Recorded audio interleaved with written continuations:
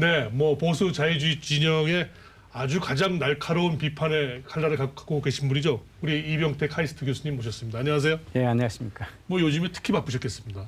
여기저기 토론회 많이 다니셨죠? 예, 많이 다녔습니다. 네, 뭐 이병태 교수님의 문재인 정부 비판에 대해서는 좀 많이 접해보신 분들이 있을 거예요. 예, 좀 많이 접해봤으면 좋겠는데 사회에 충분히 전달됐는지는 잘 모르겠습니다. 네, 네. 특히 청와대에 전달이 안 돼서. 어땠습니까? 우리 그냥 단도직입도 A, B, C, D 뭐 몇 학점 주시겠습니까? 저는 F 학점이고요. 네. 제가 이 정부 시작할 때부터 네. 그 이전부터 문재인 정부의 경제 정책대로 하면 고난의 행군이 시작될 거다 그렇게 얘기를 했는데 저는 지금 이제 본격적으로 시작이 됐다 네, 이렇게 얘기를 하고 싶습니다. 네, 그 네. 고난의 행군이라고 얘기하는 거는 지금 당장 어려운 것보다도 지난 2년 동안 써온 정책 때문에 한국 경제가 20-30년은 어려울 거다. 되돌릴 수 없는 경제 족쇄를 채우고 뭐 대못을 박았나요? 대못을 많이 박았다. 그렇게 네. 생각하고 있습니다. 성적은 사실 초라해요. 지난 예. 1분기 경제 성장률이 전분기 대비 마이너스 0.3%니까 뭐 청와대에서도 크게 할 말은 별로 없을 것 같은데 근데 이게 대외 여건 탓이다, 정책 탓이다. 저는 뭐 둘 다 영향이 있겠죠.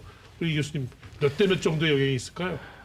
대여건 탓이라고 하는 거는 반도체 경기가 가장 확실하게 여건 탓으로 꼽을 수 있고요. 다른 것들은 핑계대기가 좀 민망할 겁니다. 지금 오늘도 그 4월 달 그 고용 동향 발표가 네, 나왔거든요. 네. 나왔는데 좀 예, 부진했죠. 그래서 19년 최대 실업률이고 IMF 이후로 최고 실업률이라는 얘기거든요.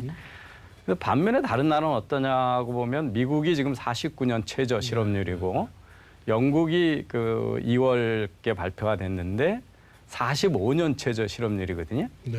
그러니까 다른 나라들은 지금 거의 뭐 2차 대전 이후 거의 최저 실업률에 가까운 정도의 호황을 하고 있고 일본은 뭐 원래 전통적으로 완전 고용에 가까운데 네. 그렇고 그래서 대외 여건 얘기하는 거는 지금 미국하고 중국하고의 관세 지금 무역 전쟁 그거 하고 반도체 경기 그 반도체 편중 현상이야 뭐 우리 늘 걱정했던 거고 그런데 대부분은 내부 문제죠. 이제 정책 한두 개로 이렇게 크게 시적이 금방 변화하기는 어렵습니다. 예. 그래서 어떻게 보면 경제 여건 자체가 이제 큰 영향을 미치겠지만 아까 이 교수님 말씀대로 정책의 문제는 시그널이고 그러다 보니까 이게 한번 이렇게 되고 나면 방향을 틀기가 굉장히 어려운. 예, 그 경제를 잘 되게 하는 정책은 상당히 어렵습니다. 어렵죠. 그런데 이번 정부가 증명한 게 있죠. 경제를 못 되게 하는 정책은 쉽다는 겁니다. 그 경제의 주체들이 미래에 대해서 불안해하고 불확실하게 하고 그러면 경제 망치는 거죠. 네. 그리고 원가를 많이 올리고요. 네. 그래서 불행하게도 그쪽으로 경제를 망치는 쪽으로 능력을 보여줬다 이렇게 볼 수가 있습니다. 예. 그 문재인 대통령이 이제 그 2주년 간담회에서 이런 말씀을 하셨어요. 좀 어려운 계층을 참 도와주려고 하는 정책들이 여러 개 있었는데 결과적으로 오히려 그들이 좀 더 도움을 받지 못하고 좀 어렵게 된 현실이 있다. 그러면서 또 그 다음에는 또 며칠 지나서 무슨 말씀하셨냐면 곧 효과가 나올 거다 이런 말씀을 또 하셨어요. 곧 효과가 나올 거라니까 좀 기다려보면 되지 않을까요? 이거 소득주도 성장은 문제 있다고 그랬을 때 어떻게 했어요? 장하성 실장 전 실장이 하반기엔 좋아집니다. 연말에 좋아집니다 그랬어요. 홍장표 전 수석은 올 6월이면 좋아진다 그랬거든요. 네. 한 달 후면 갑자기 좋아질 거냐. 대통령은 또 갑자기 곧 좋아질 거다. 네, 정책은 그러잖아요. 외국에서는 이런 거를 무당 경제라고 그러죠. 주술적 경제라는 거죠. 선왕당에 가서 빌면 좋아지고 비가 올 거라고 믿는 거잖아요. 부두 이코노믹스라고 하는 건데 지금 보시면 이 경기라고 하는 건 동행지수가 있고 선행지수가 있잖아요. 그래서 OECD 통계를 보면 대한민국이 가장 급격하게 모든 지수가 최장 기간으로 지금 하향하고 있거든요. 그게 6개월에서 9개월 후에 선행지수면 경기를 예측하는 거잖아요. 그게 급감하고 있는데 어떻게 좋아지겠어요? 그리고 1, 4분기 때 시설 투자가 10% 이상 감해졌잖아요. 그럼 시설 투자를 안 한다는 얘기는 고용이 줄 거고 생산이 줄 거라는 얘기죠. 그래서 어떤 걸 봐도 곧 좋아진다 이런 얘기는 너무 터무니없는. 어떻게 보면 정책이 오버슈팅이 됐으니까 그 부분이 좀 빠지면 본래 의도했던 대로 저소득 계층이라든지 어려운 계층에 대해서는 뭐 최저임금 부분이라든지 주 52시간 부분이라든지 하는 부분들의 본래 취지가 조금 이제 다가지지 않겠느냐. 경제 전체가 이제 좋아진다는 측면의 얘기보다는 그런 부분 얘기 아닐까요? 그 문재인 대통령이 이게 뭐 ILO도 주장하고 오바마 대통령도 주장하는 그 족보 있는 정책이다 막 이러면서 강변하시잖아요. 네, 지금도 족보가 있다고 보시는 거 없다고 보시는 거? 있는데 있어요? 본인들은 본 적이 없어요. 그게 문제입니다. 왜냐하면 그 ILO의 네. 임금주도 성장 보고서 집대상한 거에 보면 임금은 받는 사람은 소득이지만 주는 사람은 원가다. 네, 네. 그래서 원가가 넘어 올라가면 개방 경제에서는 이게 작동이 안 된다고 네, 돼 있거든요. 그래서 이게 작동이 되려면 전 세계가 동시에 올려야 된다는 거예요. 그 얘기는 쓰면 안 된다는 얘기죠. 근데 그 족보를 보지 않고들 쓰신 거거든요. 이 통계를 읽는 기본적인 그 지력도 없어요. 그래서 뭐 예를 들면 그 1인당 평균 노동 시간이 길다. 그거는 파트타임 근로자가 적어서 나타나거든요. 그래서 서양에 비하면 우리가 항상 높게 나오게 돼 있습니다. 왜냐하면 서양은 고등학생들도 경제 활동에 많이 참여를 하거든요. 일주일에 서너 시간 일하는 경제 활동 인구가 많아지니까 1인당 평균 시간이 낮아지잖아요. 네. 근데 그게 높은 게 무슨 마치 엄청 이상한 것처럼 하면서 일 많이 하는 거가 무슨 억울하게 착취당하는 것처럼 월라벨 이런 걸 주장하고 강제로 52시간 제도를 제도하고 이런 것들이 다 그 통계치를 읽을 만한 기본적인 지력도 없기 때문에 나타난 현상이다 이렇게 생각을 합니다. 이번 정부가 끝까지 이해 못하는 게 이겁니다. 소득은 개인별로 발생하지만 빈곤은 가계 단위로 발생하잖아요. 그러니까 가계에 조금 임금 수준이 낮아도 여러 명이 일하는 가구가 풍족한 가구거든요. 그러니까 부부가 사는데 남편 혼자 100만 원 버는 거하고 남편하고 아내가 같이 70만 원씩 벌면 두 번째 가구가 훨씬 그 부유한 가구가 되잖아요. 그래서 임금을 높여놓음으로써 일할 사람을 줄였기 때문에 특히 그 저소득층이 제일 먼저 그 타격을 받거든요. 이 자기가 도와주겠다고 한 집단들이 가장 큰 타격을 받은 게 이번 정부는 우리나라의 빈곤이 어떻게 발생하는지에 대한 이해가 없는 것 같아요. 우리나라의 10분위 중에 1, 2분위가 다 고령 가구거든요. 고령 가구들은 지금 그 1분위 가구의 제일 하위 10% 가구의 2016년 자료로 평균 나이가 65세가 넘거든요.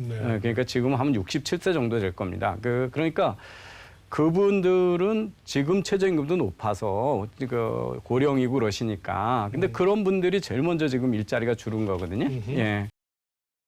주변으로 이제 눈을 돌려보면 지난 1분기에 미국 같은 경우 연율로 이제 환산한 겁니다만 3%가 넘는 3.2%가 나왔고요.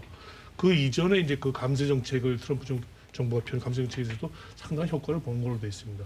또 이웃 일본을 보면 뭐 여전히 뭐 세계 화살 뭐 아직 뭐 최근에 조금 하강하고는 있다고 합니다만 효과를 그동안 내왔던 건 사실이거든요. 근데 옆에 나라들을 보면 참 지금 속상하고 부러워요. 예, 정말 가계 소득을 높여주는 거를 정부가 할 수 있는 거는 감세밖에 없어요. 지금 다른 정책은 남의 재산을 뺏어서 다른 사람한테 이전해 주는 거잖아요. 그러니까 전체로 늘리는 건 아닌데 집에 쓸 돈을 확실하게 늘려주는 건 감세밖에 없죠. 그런데 이제 이 정부 쪽이나 이쪽에서는 대부분 이제 저소득 계층은 이미 다 면세 그룹이라서 더 이상 감세 혜택이 없다. 감세해 보면 전부 이제 잘 사는 쪽에만 혜택이 그건 개인 소득한테만 그렇지만 법인세 감세가 훨씬 효과가 좋죠. 잘 사는 사람들이 그게 잘못 이해하는 거죠. 예, 미국에서 지난해 법인세 인하를 하고 났더니 기업이 자기네가 결정하는 최저임금을 다 올렸거든요. 그렇습니다. 이익이 늘어나니까. 그야말로 선순환이죠. 예, 선순환인 거죠. 그리고 중국이 6% 미만으로 떨어질 거라고 다 기대를 했는데 1분기에 6.5%의 거기도 서프라이즈형이었거든요. 근데 거기서도 쓴 게 감세입니다. 감세 정책을 중국이 썼거든요. 그래서 그렇게 성공된 모형은 외면하고 실패하다고 명백히 경제학 이론이 얘기하는 정책만 골라서 쓰니까 지금 이렇게 어려워지는 거죠. 이 노사 관계를 보면 말이죠. 이 정부가 사실은 이 노 쪽에서 많이 지원을 해서 탄생한 정부이기도 하고 이 정부가 노 쪽을 많이 지원했지 않습니까? 근데 왜 노동 쪽 보면 굉장히 어지러워요. 뭐 서로 싸우고 지금. 왜 그렇습니까? 애초에 지금 우리나라의 노조가 노동자를 위한 조직이냐 하는데 문제가 있어요. 대기업 노조가. 사실은 아니죠. 지금 최저임금 많이 올려줘라. 52시간제도 도입해라. 탄력근무제도 도입하지 마라. 그리고 외국에 지금 뭐 그 르노, 삼성 자동차 같으면 그 물량 못 주겠다 그러는데도 파업은 계속 하겠다 이러잖아요. 자기들의 정치적 이해만 추구하는 거지 노동자를 대변하는 이성 있는 그 노동단체가 아니고 변질된 지가 오래됐거든요. 그런데 이번 정부는 그런 민노총과 연합정부거든요. 노정전은 노정연합정부라고 봅니다. 그래서 이 정부 초기에 예. 오히려 이 정부일수록 좀 노 쪽을 과감하게 한번 좀 개혁도 하고 뭐 좀 했으면 좋겠다는 기대가 있었어요. 예, 그게 이제 그 우리 독일의 하르츠 개혁을 했던 슈레더 총리 같은 그렇지 삼인당이죠. 않습니까? 그 진보적인 정당이기 때문에 노조를 설득할 수 있으니까 그렇습니다. 그걸 했어야 된다. 그런 역사 인식이나 경제에 대한 철학이 있었으면 나라가 이렇게 안 됐겠죠. 오늘도 제가 CNN 봤더니 이런 표현을 하더라고요. 뭐 CNN이 워낙 트럼프 대통령에 반대하지만 트럼프 is too stupid to run country. 저는 문재인 대통령이 딱 그거라고 생각합니다. 문재인 대통령은 그 경제에 대해서 전혀 아는 게 없고 뭐 제 얘기가 아니라 사실은 후보 시절에 한국에 와 있었던 일본 대사가 만나고 나서 머릿속엔 북한만 있고 경제에 대해서는 아무 생각이 없다. 우리는 그 얘기를 그냥 아무렇지나 않게 지나가게 들었는데 지나놓고 나니까 그게 너무 사실이었던 거죠.